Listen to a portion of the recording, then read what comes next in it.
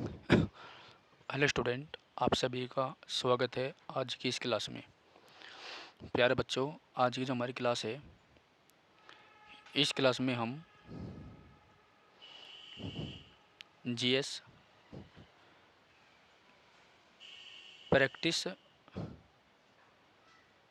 Set 2 करेंगे। ठीक है, और ये सभी एग्ज़ाम के लिए इम्पोर्टेंट है। चाहे आप किसी भी एग्ज़ाम की तैयारी करते हो, सब के लिए इम्पोर्टेंट है। और ये जो है PYQ है, यानी प्रीवियस ईयर क्वेश्चन है आरआरबी के, लेकिन ये सभी एग्ज़ाम के लिए इम्पोर्टेंट होते हैं। ठीक है, ओके। जैसे आपका दिल्ली पुलिस का अपकमिंग पेपर है, जैसे आपका पैट का है 29 तारीख को, उसके बाद जीडी का है, आरओ का है, ठीक है ना। और 10 तारीख को एसएससी एमटीएस के फॉर्म आने वाले हैं दिल्ली पुलिस में, तो उसके लिए भी ये स्पेशल रूप से इम्पोर्टेंट है बेटा। ठीक है, चलिए तो शुरू करते हैं आज क्लास को। देखो, इसकी मैंने एक प्लेलिस्ट बना रखी है पहले ही। ठीक है, तो जो छात्र चैनल पर नहीं है, प्लीज़ वे जो है चैनल को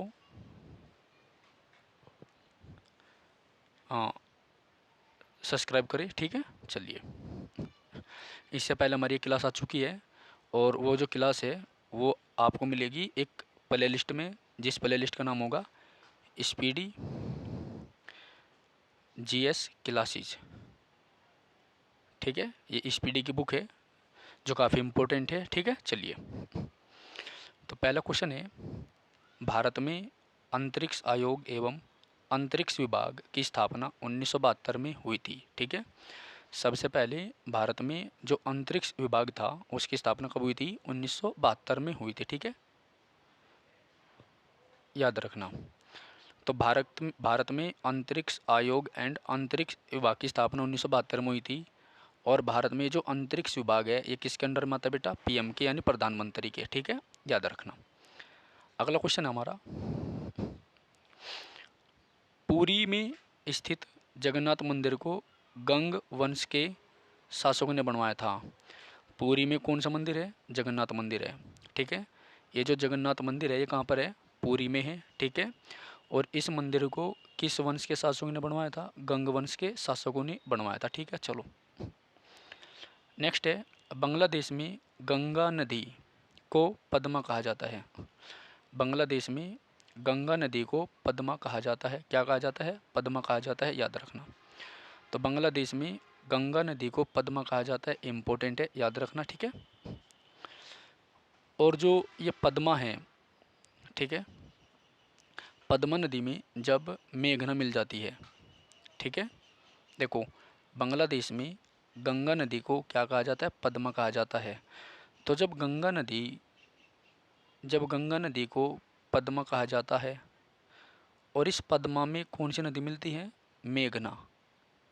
इस पद्मा में मेघना मिलती है, उसके बाद मेघना नदी जो है बंगाल की खाड़ी में गिरती है। कहाँ पर गिरती है?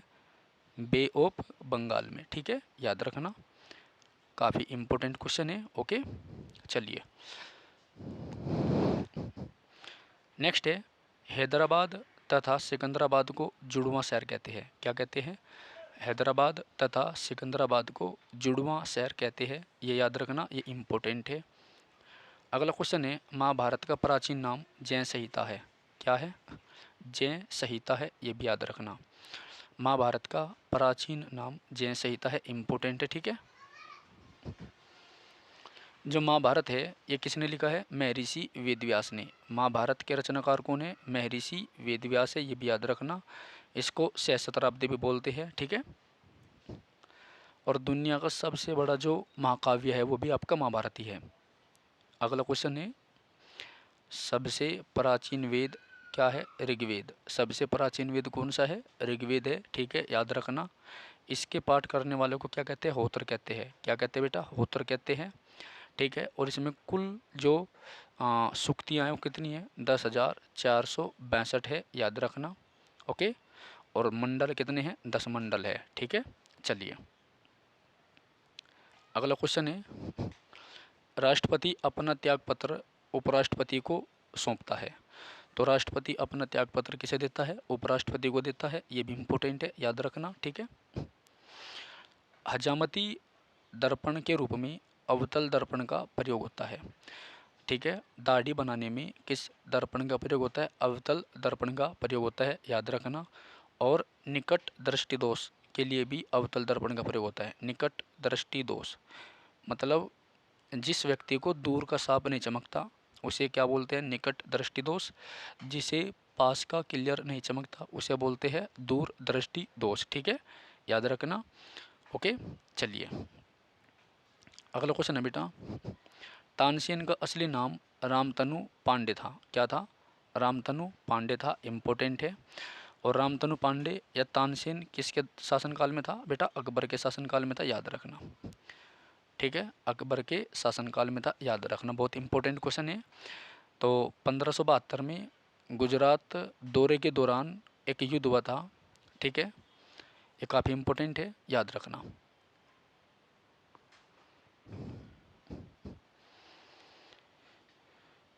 खजुराहो मंदिर लगभग 1000 वर्ष पुराना है। कितने वर्ष पुराना बेटा? 1000 साल पुराना है, याद रखना। ठीक है। हाथी गुम्फा अभिलेख उड़ीसा राज्य में है। खजुराहो मंदिर लगभग 1000 वर्ष पुराना है।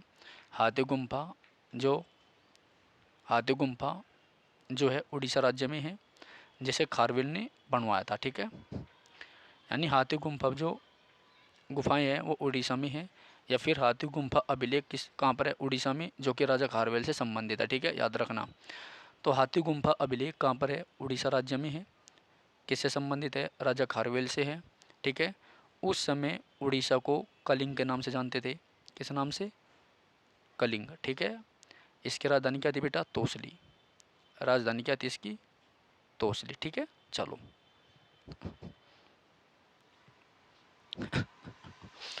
गोक्कक झरना बेलगांव में है। गोक्कक झरना बेलगांव कर्नाटक में है, याद रखना, इम्पोर्टेंट है। गोक्कक झरना बेलगांव कर्नाटक में स्थित है, इम्पोर्टेंट है, याद रखना। ठीक है, तो गोक्कक झरना जो है बेलगांव कर्नाटक में है, ये भी इम्पोर्टेंट है। ओके, नेक्स्ट है अम्लीय वर्षा का मुख्य कारण SO2 तथा NO2 है। जो एसिड रेन होती है उसका मुख्य कारण क्या होता है? SO2 तथा NO2 होता है। ठीक है, याद रखना, काफ़ी इम्पोर्टेंट है। ओके, तो गोक्कक झरना बेलगांव कर्नाटक में स्थित है। अम्लीय वर्षा का मुख्य कारण SO2 तथा NO2 है, ये भी याद रखना, काफ़ी इम्पोर्टेंट है। ठीक है, जो छात्र चैनल पर नहीं है प्लीज़ वो चैनल को सब्सक्राइब जरूर करें, बेल आइकन भी दबाइए। ठीक है,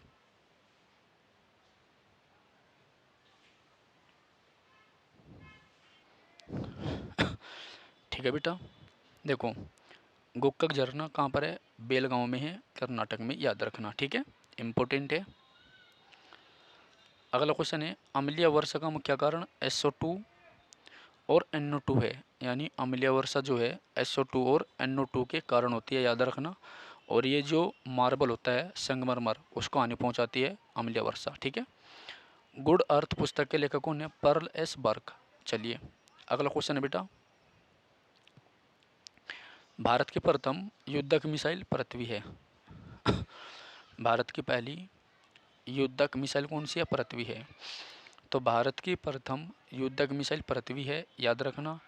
सामाजिक सुधार करने वाला प्रथम मुसलमान शासक जलालुद्दीन अकबर था। कौन था? जलालुद्दीन अकबर था, याद रखना। देखो आपको बता दूं मैं, ये जो अकबर था इसका जन्म कब हुआ था बेटा? आपको पता ही है, 1542 में हुआ था। और इसने लड़के और लड़कियों की जो शादी की उम्र थी उसको एक समान करने की कोशिश की थी। ठीक है, याद रखना, काफ़ी इंपॉर्टेंट क्वेश्चन है। और 1556 में इसका जो है राज्याभिषेक हुआ। ठीक है, तो 1556 से लेकर 1560 का जो टाइम पीरियड है उसे हम क्या क्या जानते हैं? बैरम खान का टाइम पीरियड। उसे हम क्या बोलते हैं बेटा? बैरम खान का टाइम पीरियड। ठीक है, याद रखियो। ओके, चलो अगला है आयात निर्यात बैंक की स्थापना 1982 में हुई थी। ठीक है, आयात निर्यात बैंक का मतलब क्या होता है? नाबार्ड बैंक। ये मैंने आपको कई बार बताया है, नाबार्ड बैंक। ठीक है, तो आयात निर्यात बैंक की स्थापना कब हुई थी? 1982 में। इसे हम नाबार्ड बैंक के नाम से भी जानते हैं। ठीक है, चलिए ट्रांजिस्टर का आविष्कार 1948 में हुआ था, इम्पोर्टेंट है ये भी। ट्रांजिस्टर का आविष्कार कब हुआ था बेटा? 1948 में हुआ था, याद रखना। ठीक है, चलो अगला क्वेश्चन है, एक बार सभी छात्र जो जुड़ गए हैं वो, जो नए छात्र है वो प्लीज़ चैनल को सब्सक्राइब करें, इस वीडियो को अपने दोस्तों में शेयर भी करें, चैनल को सब्सक्राइब करें, क्लास को लाइक करें, अपने दोस्तों में वीडियो को शेयर करें, ठीक है। आपका अपना चैनल है, इसको थोड़ा प्रमोट करें, ठीक है। तो ये क्लास जो है सभी एग्ज़ाम के लिए इम्पोर्टेंट है, ओके। और आज इस सीरीज़ की क्लास नंबर 2 है, ठीक है भाई। और आज तारीख क्या है? आज तारीख आपकी 10 अक्टूबर को ये क्लास आपकी बन रही है। आपका 29 तारीख को पैट है, जिसमें केवल 19 के भी 18 दिन रह रहे हैं। उसके बाद दिल्ली पुलिस का पेपर है, आर ओ की भर्ती आ चुकी है, यूपी पुलिस की अपकमिंग है। तो बेटा ये क्लास आपकी हर एग्ज़ाम में काम आएगी, जिसमें जी के जी आती है, ठीक है। तो बहुत अच्छे ध्यान से इसको देखना, बहुत बड़े ध्यान से देखना, एक एक दो बार देखना, और 100% आपके जो क्वेश्चन है वो इन्हीं क्वेश्चनों में से आएंगे, ठीक है। चलिए, तो एक बार सभी छात्र जो है क्लास को लाइक कर दीजिए, चैनल को सब्सक्राइब कर दीजिए, आगे बढ़ते हैं, ओके। चलिए चलिए बेटा अगले क्वेश्चन की ओर, ठीक है। देखो, अकबर का राजस्व मंत्री कौन था? टोडरमल। अरे जो टोडरमल था ना, ये अकबर का क्या था? राजस्व मंत्री था। और अकबर से पहले किसके शासनकाल में था? शेरशाह के। किसके था बेटा?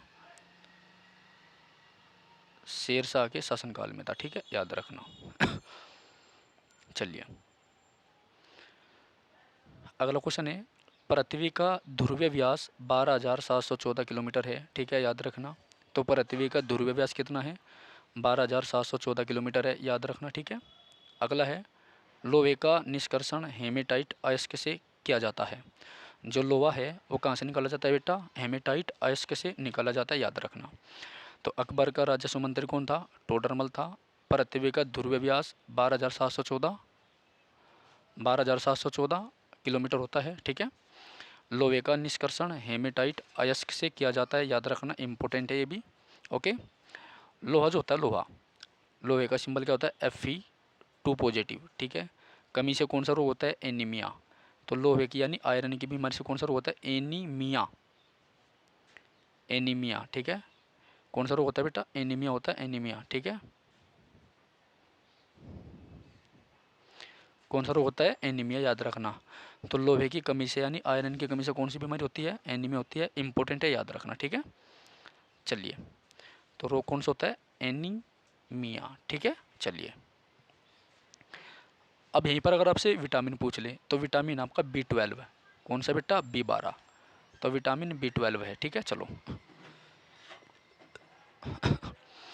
देश का सबसे बड़ा बंदरगाह बम्बई है।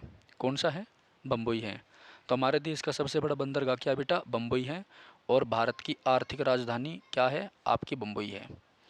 आर्थिक राजधानी क्या है? बम्बई है, याद रखना। तो भारत की आर्थिक राजधानी क्या है? बम्बई है, ठीक है। और भारत का बम्बई एकमात्र ऐसा नगर है जो द्वीप पर है, ठीक है।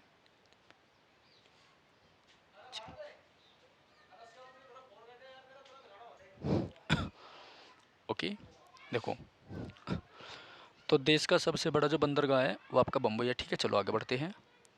पारिस्थितिकी तंत्र की संकल्पना किसने दी थी? टोन्सले ने दी थी। किसने दी थी बेटा? टोन्सले ने। तो पारिस्थितिकी तंत्र की संकल्पना टोन्सले ने दी थी, ये भी इम्पोर्टेंट है, ठीक है, याद रखना। अगला है, 14 बैंकों का राष्ट्रीयकरण कब हुआ था? 19 जुलाई 1969 को। कब हुआ था? 19 जुलाई 1969 को, ठीक है, याद रखना। तो 14 बैंकों का राष्ट्रीयकरण कब हुआ था? 19 जुलाई 1969 को हुआ था, ये इंपॉर्टेंट है, बहुत ज़्यादा इंपॉर्टेंट है बल्कि, ठीक है। तो सबसे पहले जो आरबीआई था वो कब बना था? आपको पता ही है। ये आरबीआई की जो स्थापना हुई थी वो भारत शासन अधिनियम 1935 के द्वारा हुई थी, याद रखना, ठीक है। चलिए, नेक्स्ट क्वेश्चन है बेटा, संविधान सभा का गठन कैबिनेट मिशन, संविधान सभा का जो गठन हुआ था वो कैबिनेट मिशन 16 मई 1940 की सिफारिश पर हुआ था। किसकी सिफारिश पर? 16 मई 1940 की सिफारिश पर हुआ था, याद रखना, इंपॉर्टेंट है। तो जो कैबिनेट मिशन था वो भारत कब आया था? तो कैबिनेट मिशन भारत आया था 24 मार्च 1940 को, बिल्कुल एक्यूरेट है ये, 24 मार्च 1940 को आया था। इसके सदस्य कौन थे? नंबर 1 था A B Alexander, A B Alexander, ठीक है, याद रखना, ए बी अलेक्जेंडर था। दूसरा था सर स्टेफर्ड क्रिप्स, दूसरा कौन था? क्रिप्स था।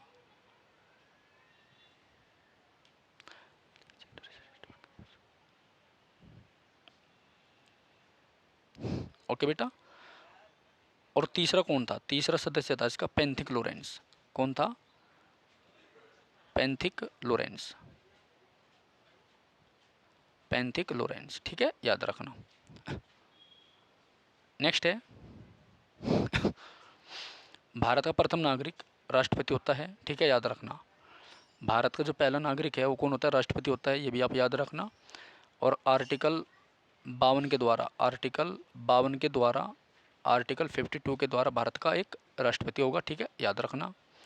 नेक्स्ट है बेटा, ध्वनि को डेसिबल में मापते हैं। तो ध्वनि का जो ऐसा ही मात्रक है वो क्या होता है आपका? डेसिबल होता है। कौन होता है? डेसिबल, ठीक है।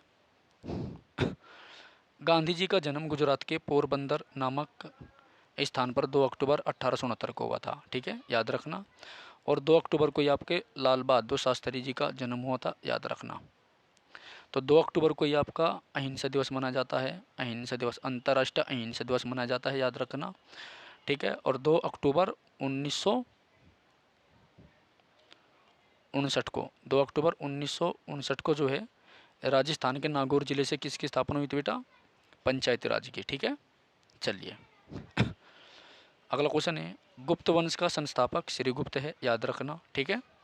नेक्स्ट है, बांग्लादेश की मुद्रा का नाम क्या है बेटा? टका है। क्या है? टका है, टका टका, ठीक है। चलो अगला है, सीने बार पारे का अयस्क है, ठीक है। तो सीने बार किसका अयस्क है? पारे का, ठीक है। पारा क्या होता है? लीड पी बी, पी और बी, ठीक है, सिंबल होता है इसका। करो या मरो का नारा गांधी जी ने दिया था। कब दिया था बेटा? 1942 में, जब भारत छोड़ो आंदोलन हुआ था। कहाँ से हुआ था? बम्बई से। तो भारत छोड़ो आंदोलन की शुरुआत कहाँ से हुई थी? बम्बई से हुई थी, ठीक है। नेक्स्ट, दिल्ली 1912 में भारत की राजधानी बनी थी, ये इम्पोर्टेंट है।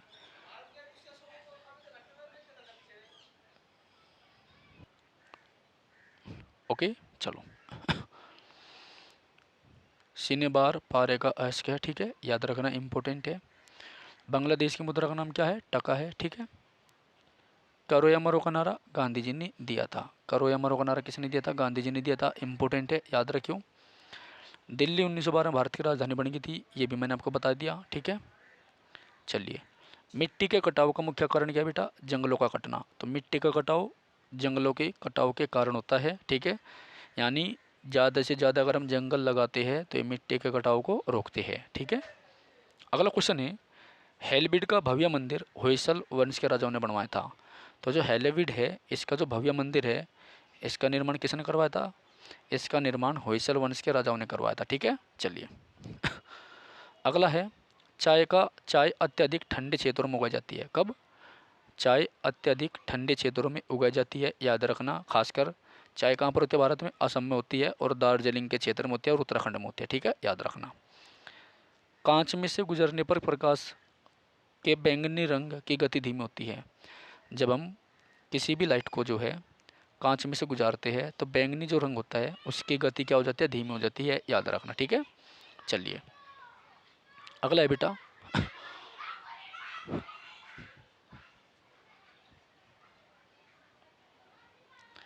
जापान की करेंसी कौन सी है? येन है। जापान की करेंसी कौन सी है? येन है, याद रखना। तो जापान की मुद्रा का नाम क्या है? येन है। जापान की राजधानी क्या है बेटा? टोक्यो है। जापान की राजधानी क्या है? टोक्यो है, याद रखना। कौन से द्वीप पर है? होन्शु द्वीप पर है, आज ही लिखवाया मैंने आपको, ये होन्शु द्वीप पर है, ठीक है। जो जापान का नगर नागासाकी है, नागासाकी, ये कौन से द्वीप पर पड़ता है बेटा? ये पड़ता है क्यूशू द्वीप पर। कौन से पर? क्यूशू द्वीप पर, ठीक है, याद रखना। ओके, तो जापान जो है दूसरे नंबर पर है मछली पकड़ने में, और जलयान बनाने में है पहले नंबर पर, ठीक है। चलिए अगला है, चीन अभ्रक का सबसे बड़ा उत्पादक देश है। जो चीन है ये अभ्रक के मामले में सबसे बड़ा उत्पादक देश है। इससे पहले कौन था? भारत था, ठीक है। और भारत में भी जो महाराष्ट्र राज्य है, यहाँ पर सबसे ज़्यादा, महाराष्ट्र, यहाँ पर सबसे ज़्यादा क्या होता था? अभ्रक होता था। अभ्रक मतलब मीका, अंग्रेजी में इसको मीका बोलते हैं, ठीक है। इसका प्रयोग जो है शीट बनाने में किया जाता है, छोटी छोटी थिन यानी पतली शीट बनाने में होता है, ठीक है, याद रखना। बेसिन की संधि अंग्रेजों ने पेशवा के साथ हस्ताक्षरित की थी। चलो, फलों का अध्ययन पोमोलॉजी कहलाता है, ये भी याद रखना। तो फलों का अध्ययन क्या कहलाता है? पोमोलॉजी कहलाता है, ठीक है, याद रखना। दिल्ली चलो का नारा किसने दिया था? नेताजी सुभाष चंद्र बोस ने दिया था। ठीक है। दिल्ली चलो का जो नारा है वो किसने दिया था? नेताजी सुभाष चंद्र बोस ने दिया था, ठीक है। ये जो दिल्ली चलो है, इस दिल्ली चलो को दूसरे नाम से भी जानते हैं जिसका नाम होता है व्यक्तिगत सत्याग्रह, ठीक है। ये एक आंदोलन था व्यक्तिगत सत्याग्रह, सत्याग्रह, ठीक है। व्यक्तिगत सत्याग्रह एक आंदोलन था और इस आंदोलन को हम किस नाम से जानते हैं? दिल्ली चलो, ठीक है। तो ये नारा किसने दिया था? सुभाष चंद्र बोस ने दिया था, याद रखना। सुभाष चंद्र बोस का जन्म दिवस कब आता है बेटा? 23 जनवरी को आता है। और इसे हम किस रूप में मनाते हैं? पराक्रम दिवस के रूप में। किसके रूप में? पराक्रम दिवस के रूप में मनाते हैं, ठीक है। चलिए अगला क्वेश्चन है बेटा, बिहू असम राज्य का प्रमुख त्योहार है। तो बिहू जो है असम राज्य का प्रमुख त्योहार है, इंपॉर्टेंट है, याद रखना। राजधानी क्या बेटा इसकी? दिसपुर है। कौन सी राजधानी है इसकी? दिसपुर है, याद रखना। सबसे पहले जो गिब्बन है, जो गिब्बन नाम का कपि है वो कहाँ से मिला था बेटा? वो असम के जंगलों से मिला था, याद रखना। भाखड़ा नांगल बांध, भाखड़ा नांगल बांध किस नदी पर है? सतलुज नदी पर है। तो भाखड़ा नांगल डैम जो है सतलुज नदी पर है, ठीक है। देखो भारत का, अच्छा ठीक है, तो भाखड़ा नांगल डैम किस पर है? सतलुज नदी पर है, इंपॉर्टेंट है, याद रखना, ठीक है। अगला है अर्जुन पुरस्कार 1961 में प्रारंभ हुए थे देने, ओके। ध्यानचंद स्टेडियम लखनऊ में है, याद रखना। मेजर ध्यानचंद स्टेडियम कहाँ पर है? लखनऊ में है। कौन सी नदी पर है बेटा? गोमती नदी पर है। कौन सी नदी पर है? गोमती नदी पर है। मेजर ध्यानचंद को आपको पता ही है, 29 अगस्त को जो है, 29 अगस्त को इनकी याद में हम क्या मनाते हैं? राष्ट्रीय खेल दिवस मनाते हैं। राजीव गांधी खेल रत्न पुरस्कार किस नाम से जाना जाता है? राजीव गांधी, राजीव गांधी खेल रत्न पुरस्कार जो है मेजर ध्यानचंद खेल रत्न पुरस्कार के नाम से जाना जाता है, ठीक है, याद रखना, ओके। मेजर ध्यानचंद खेल रत्न पुरस्कार के नाम से जाना जाता है, ओके। और मैं क्या बताने वाला था, इसकी जो आत्मकथा है उसका नाम है गोल, द गोल, ठीक है, याद रखियो, ओके। चलिए नेक्स्ट है, टीपू सुल्तान मैसूर का शासक था, ठीक है। नाटो का मुख्यालय ब्रुसेल्स में है। तो नाटो का मुख्यालय कहाँ पर है? नाटो का मुख्यालय ब्रुसेल्स में है। नाटो का मतलब क्या होता है? North Atlantic Treaty Organization. क्या होता है बेटा? नॉर्थ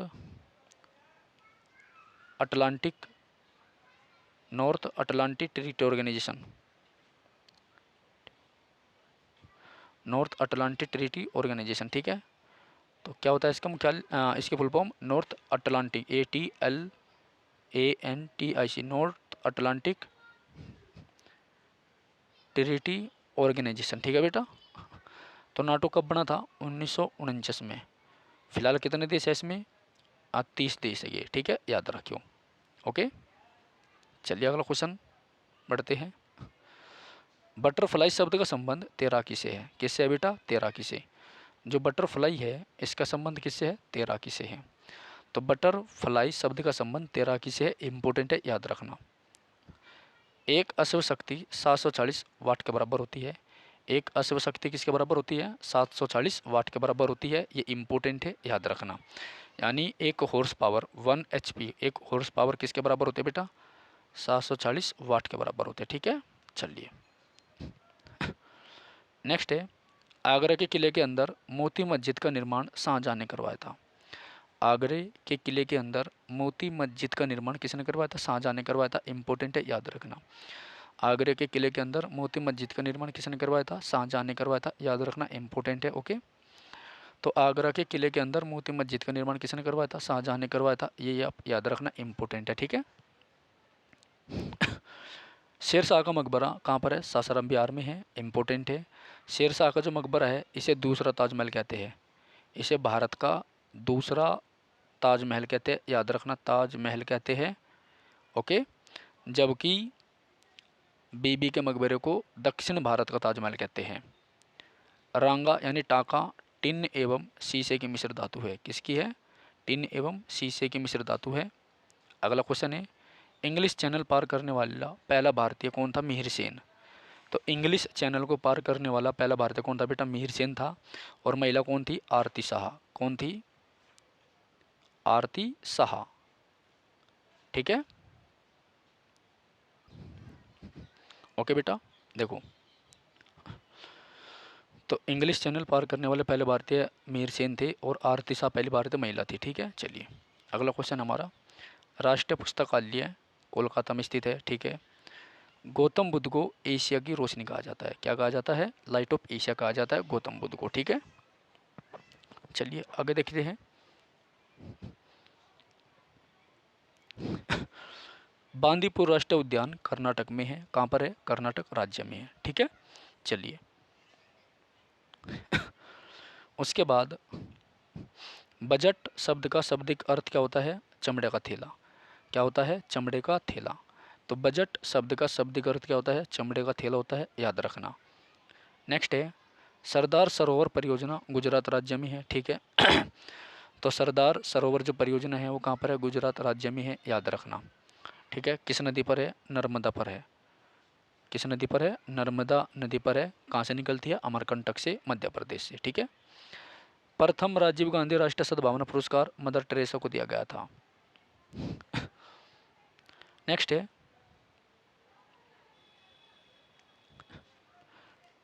ओके चलो, रबर एक प्राकृतिक बहुलक है। ठीक है, याद रखना। GATT गेट का पूर्ण रूप है journal agreement trade and tariff. Journal agreement trade and tariff.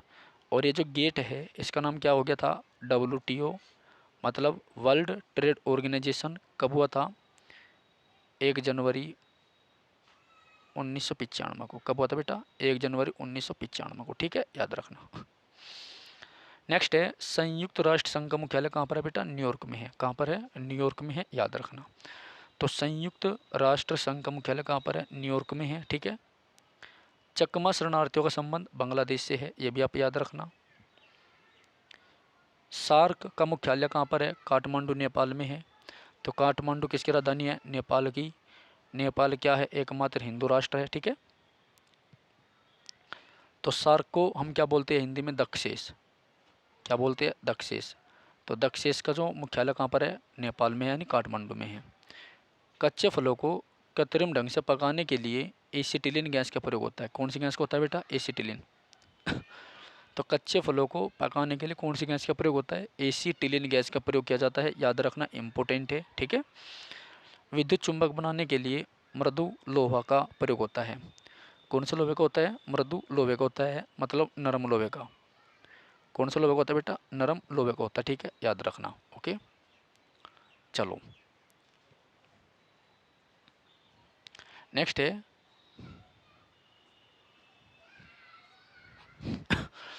मृदु लोहे का प्रयोग होता है। ठीक है, तो विद्युत चुंबक बनाने के लिए मृदु लोहे का प्रयोग होता है, याद रखना, काफ़ी इंपॉर्टेंट है। ठीक है, चलिए नेक्स्ट है,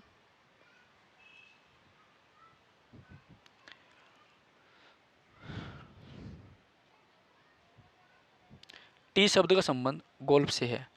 तो टी जो शब्द है इसका संबंध किससे है? गोल्फ से है, ये भी आप याद रखना। ठीक है, काफ़ी इंपॉर्टेंट है। तो टी शब्द जो है इसका संबंध किससे है? गोल्फ से है, याद रखना। ओके चलिए, तो टी शब्द का संबंध गोल्फ से है। बॉय स्काउट आंदोलन के संस्थापक कौन है? Baden Powell. कौन है? Baden Powell. A circular agenda, a circular agenda पुस्तक के लेखक अरुण शोरी है। ए सर्कुलर एजेंडा पुस्तक के लेखक कौन है? अरुण शोरी है। ठीक है, संपूर्ण संविधान 26 जनवरी 1950 को लागू हुआ था। संपूर्ण संविधान 26 जनवरी 1950 को लागू हुआ था। ठीक है, याद रखना, इंपॉर्टेंट है। संपूर्ण संविधान 26 जनवरी 1950 को लागू हुआ था, याद रखना। चलिए, इस्पात संयंत्र यानी वात्या भट्टी में उत्पादित होने वाला लोहा ढलवा लोहा होता है, यानी पिटवा लोहा होता है। ठीक है, याद रखना। माइक्रोफोन का आविष्कारक ग्राहम बेल है। ओके तो आज हमने देखो एक, ये दूसरा सेट हमारा बेटा, ये काफ़ी इंपॉर्टेंट है। ठीक है, एक तो ये सेट देखा हमने, एक ये देखा है। सारे क्वेश्चन आपके प्रीवियस ईयर वाले हैं, एक ये देखा एक ये देखा। ठीक है, 4 सेट हो गए। अब हम देखते हैं तमिलनाडु राज्य की खास बातें। तमिलनाडु राज्य से कौन कौन से क्वेश्चन आपके पेपर में आते हैं। ठीक है, चलो, तो स्टेट कौन सा बेटा आपका? तमिलनाडु है। तो राज्य तमिलनाडु हो गया, राजधानी चेन्नई मद्रास। ठीक है, क्षेत्रफल छोड़ो, जनसंख्या छोड़ो, टोटल जिले 38 है, कोई ख़ास बात नहीं है। जनसंख्या घनत्व भी छोड़ो, लिंग अनुपात भी छोड़िए।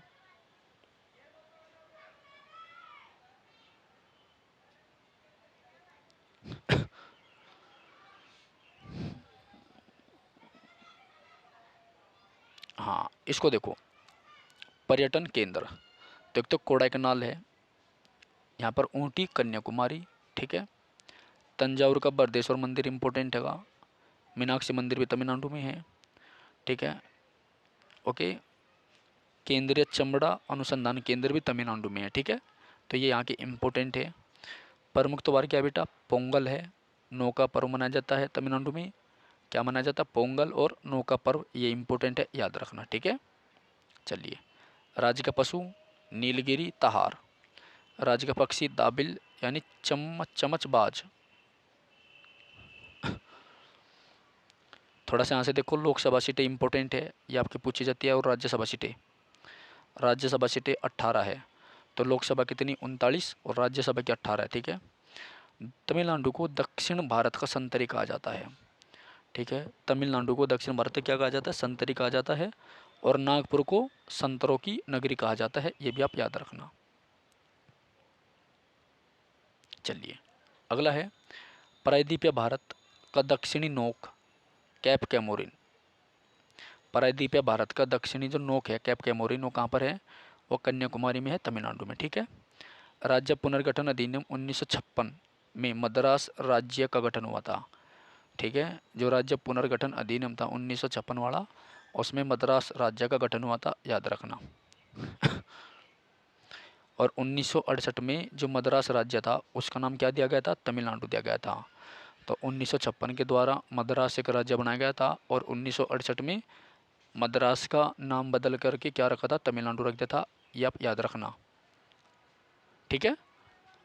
अगला क्वेश्चन है, श्रीमती एनी बेसेंट के थियोसॉफिकल सोसाइटी का प्रथम कार्यालय क्या था, अड्यार मद्रास में था। कहाँ था, अड्यार मद्रास में था, ठीक है, इंपॉर्टेंट है। सबसे अधिक जनसंख्या वाला जिला कोयम्बटूर, सबसे कम पेरम्बदूर, सबसे अधिक क्षेत्रफल वाला जिला तिरुचिरापल्ली, सबसे कम क्षेत्रफल वाला जिला चेन्नई, और तमिलनाडु को मंदिरों की पुण्य भूमि भी कहा जाता है, ठीक है। मद्रास का नाम बदलकर चेन्नई 1996 में किया गया था। तो मद्रास जो था तमिलनाडु कब बना, 1968, ठीक है। और मद्रास ही चेन्नई कब बना, 1996 में। तमिलनाडु के प्रमुख पर्वत शिखर कौन सा, दोदाबेट्टा इंपॉर्टेंट है, दोदाबेट्टा इंपॉर्टेंट है। इंटीग्रल कोच फैक्ट्री पेरम्बूर में स्थित है। ईस्ट इंडिया कंपनी ने 1611 में अपनी फैक्ट्री लगाई थी, ठीक है। तो ये कंप्लीट आपका सेट हो गया, ये काफ़ी इंपॉर्टेंट है बेटा, ठीक है। तो आप इसको याद रखना, ओके। फिर मिलते हैं एक नई क्लास के लिए। जय हिंद, जय भारत। सभी क्लास को लाइक करें, कमेंट करके क्लास का फीडबैक जरूर दें, और अपने दोस्तों में वीडियो को लिंक शेयर जरूर करें। धन्यवाद।